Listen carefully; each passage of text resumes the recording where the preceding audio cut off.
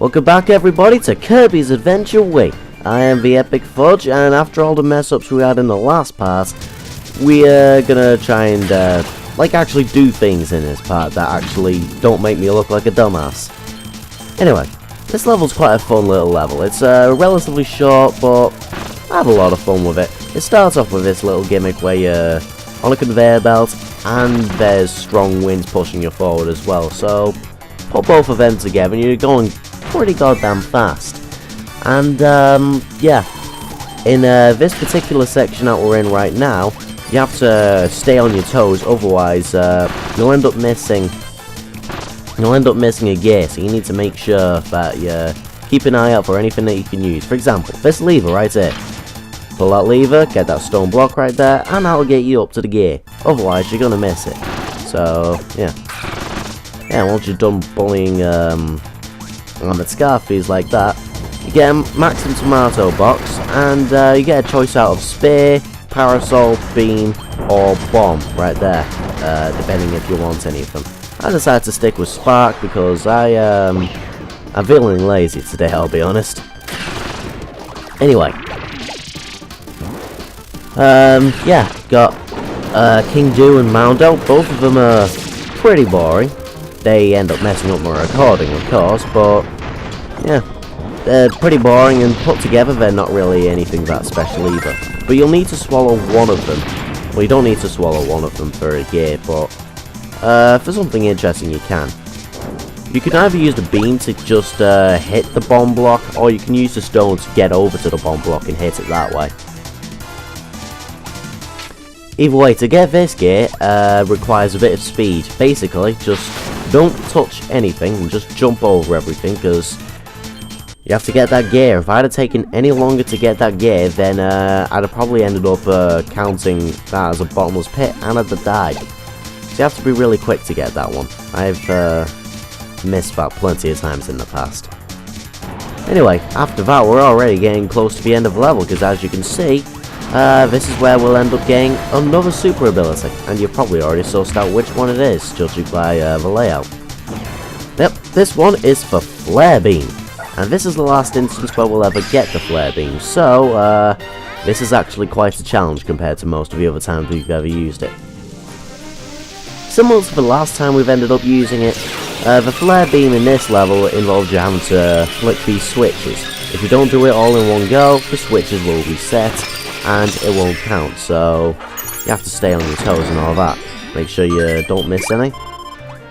And it gets a bit hard from then on. I mean, the third switch pressing moment is mandatory to get the gear, but to get to the black space levels, but if you don't end up getting it, it's quite a long time, so you can actually potentially run out of time on this level, because it is relatively difficult, especially compared to most of the other stuff we've done with the Flare Beam so far.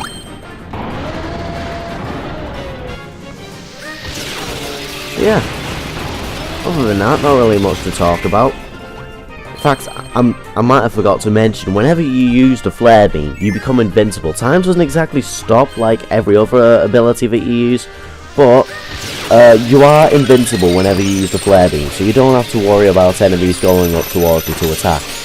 Anyway, that one that I just did there, that's the hard one. It requires decent timing and nothing else really. You just have to time it so that you end up starting to the left and start that one when they're just about to close. Once you do that, you should be able to get them all and get to the black space level.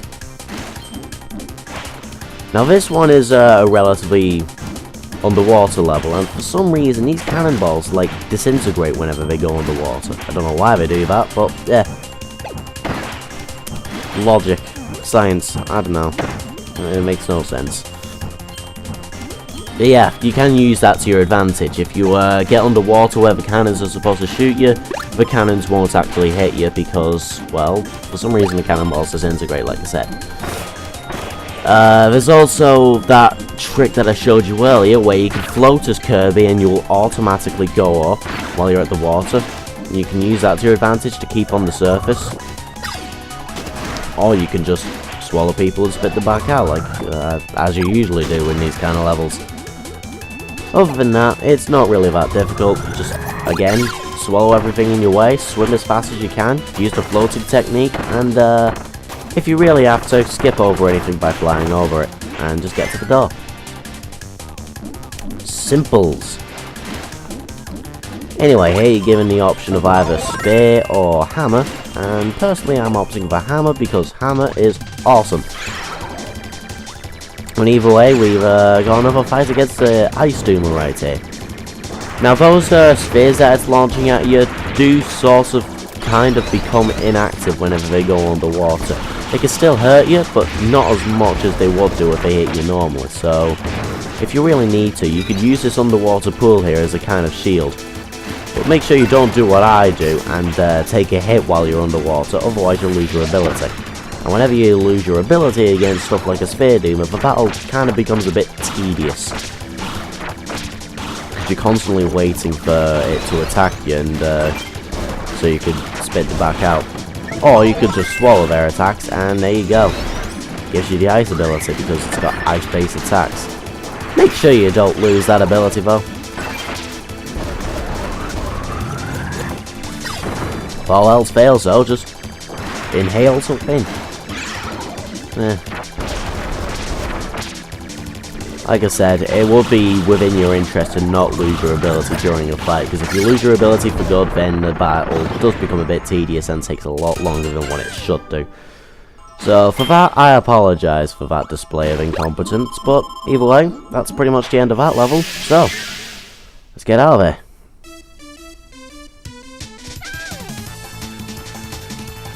Anyway, as soon as we get out of that, you just go into this cannon and, yeah, end of level, as usual. Can I get the goal game this time?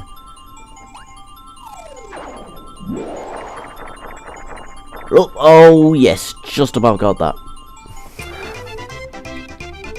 I have to say, space looks really weird in Kirby games. I mean, they're always filled with all these weird looking planets and you could see galaxies and all that, like, I don't know, Kirby games have a really fudged up space.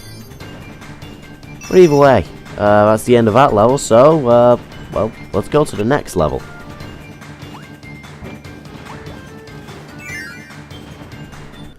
Okay, so after all the other mechanical levels that we've gone through, this takes us to the sewers of Egg Engines.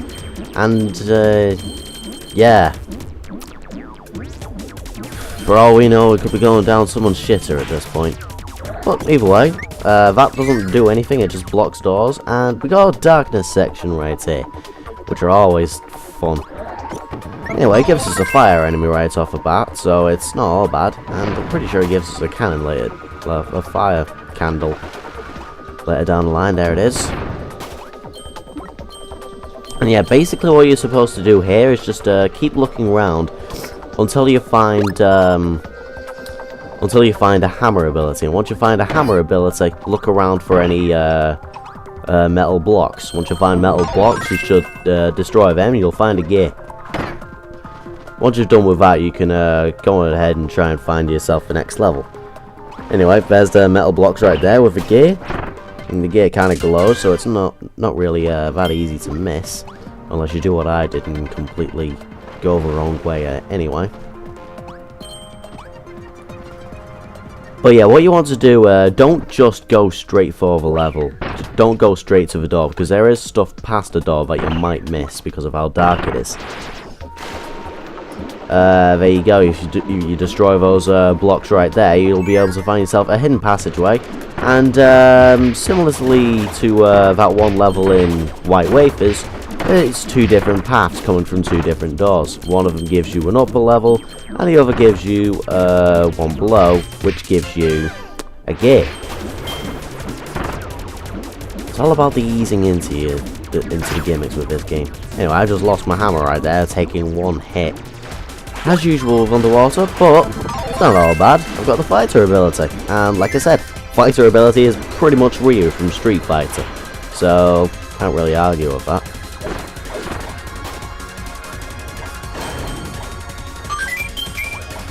Either way, as soon as you're done with all that, basically, mini-boss. Now this is Kibble Blade. Don't really have to do that much to beat him. There's nothing all that special to talk about him. He's just a Sir Kibble, but a mini-boss. He kind of charges into you. He's just... Nah, you've seen him before. You know what he does. I'll just Hadouken him to death. Oh yeah, forgot to mention, you can also duck under that pass-through path and go underwater. Now what you're supposed to do here, this one's a complicated one. What you need to do is use your cutter ability. And you need to use it with decent precision because you need to manage to get it past you and then hit the switch and that'll give you another gear.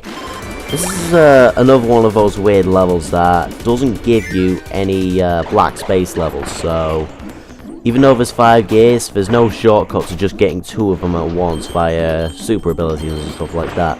You actually actively need to search for each and every gear. Anyway, you just saw where the next gear was right there, so even though it's got 5 gears, this is a relatively short level. You just need to make sure you don't get eaten by those stupid crocodile fish. Those are annoying. I don't know why I keep getting hit by them.